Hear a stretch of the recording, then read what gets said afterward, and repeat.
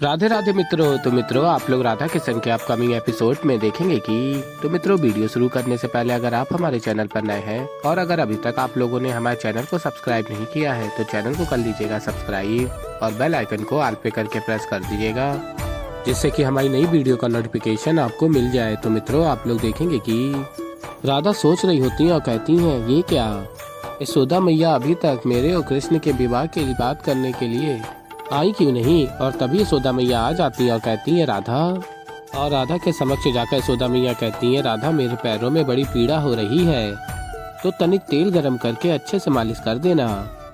अच्छा, गैया भ्रमण करके लौट आई होंगी, तनिक उन्हें भी बांध देना।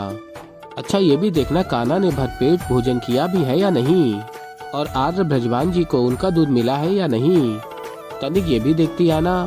और कहती है राधा फिर, हाँ मैया आप चिंता मत कीजिए, मैं सब देख लूंगी, आप विश्राम कीजिए। और फिर यशोदा मैया कहती हैं, ठीक है। और फिर आगे आप लोग देखेंगे कि और फिर राधा सोच रही होती है, कहती हैं, ये क्या, सखियों को जिस कार्य के लिए भेजा था वो उन्होंने किया या नहीं। यशोदा मैया तो ऐसे बात कर रही थी कि जैसे कुछ हुआ ही नहीं है। पहले सारा कार्य निपटा लेती हूँ, उसके पश्चात सखियों से बात करती हूँ। और फिर राधा सारे कार्य निपटा लेती है जो यशोदा मैया ने कहा होता है। और फिर सखियों के समक्ष राधा जाती है और कहती हैं, मैंने तुम सबको एक महत्वपूर्ण कार्य दिया था यशोदा मैया से बात करने का, तुम सबने की या नहीं। और तभी सखी कहती है, हमने तो रसोई घर से प्रस्थान करते ही सब कुछ बता दिया था, और ये भी बताया कि आपके लिए उचित वर केवल कृष्ण ही है। और ये बात सुनकर तो काकी अत्यंत प्रसन्न हुई।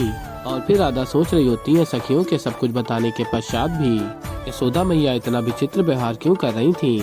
और फिर सखियां पूछती हैं, राधा से क्या हुआ, आप इतना चिंतित क्यों लग रही हैं, हम सबसे कोई भूल हुई है क्या। तभी राधा कहती है, नहीं नहीं, तुमसे कोई भूल नहीं हुई। और फिर आगे आप लोग देखेंगे कि राधा यशोदा मैया की सेवा के लिए जाती है और देखती है मैया तो सो गई हैं। और फिर राधा वापस जा रही होती है, तभी यशोदा मैया देख रही होती है और कहती हैं, राधा कहाँ जा रही हो, अपना कार्य संपन्न नहीं करोगी, मेरे पैरों में मालिश नहीं करोगी। और कहती है यशोदा मैया, बड़ी पीड़ा हो रही है राधा, अच्छे से मालिश करना। और फिर राधा यशोदा मैया के पैरों में मालिश कर रही होती हैं। और फिर यशोदा मैया राधा से कहती हैं, इतनी मौन क्यों हो, यदि मालिश करने का हृदय नहीं कर रहा है तो छोड़ दो।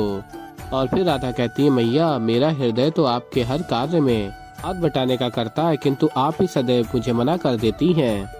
और आज तो आपने स्वयं ही सारे कार्य मुझे दे दिए, मुझे तो समझ में ही नहीं आ रहा है कि आपके मन में चल क्या रहा है।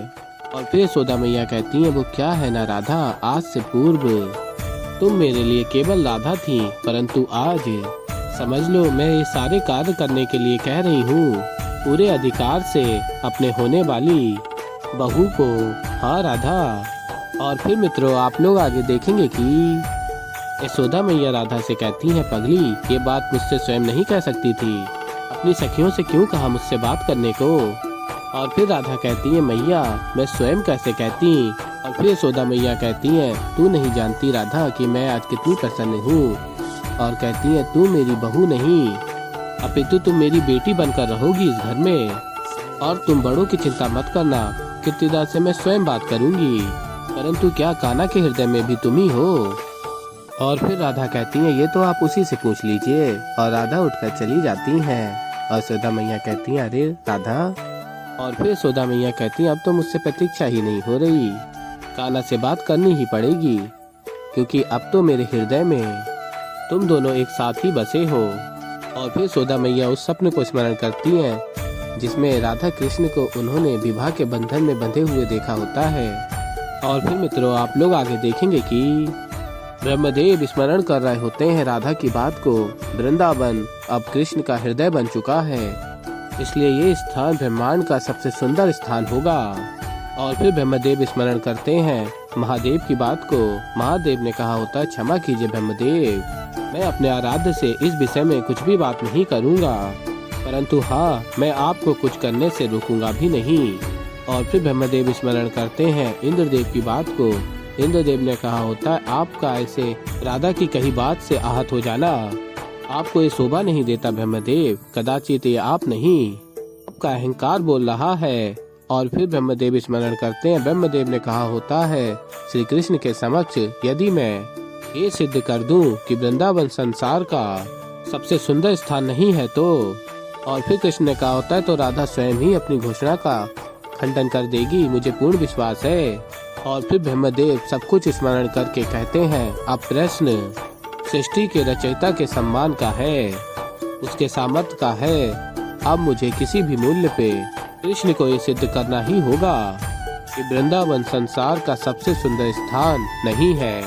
और फिर मित्रों आप लोग आगे देखेंगे कि श्री कृष्ण कहते हैं ये वृंदावन मात्र एक गांव नहीं है, एक ऐसा स्थान है जहाँ पर हर एक जीव प्रेम की डोर से एक दूसरे के साथ जुड़े हुए हैं। यहाँ के कण कण में प्रेम ही प्रेम है। आशा करता हूँ कि ब्रह्मदेव कि आप इस पवित्र प्रेम के भाव को स्वीकार कर अपने भीतर के अहम और क्रोध को त्याग कर वृंदावन के इस प्रेम का आनंद उठाएं। और फिर मित्रों आप लोग आगे देखेंगे कि ब्रह्मदेव अपने नए भेष में वृंदावन के समक्ष जाते हैं और कहते हैं, अब मैं इस रूप में पता लगाऊंगा कि ऐसा क्या विशेष है उस स्थान में कि जिसके कारण राधा ने इतनी बड़ी घोषणा कर दी कि वृंदावन ब्रह्मांड का सर्वश्रेष्ठ स्थान है।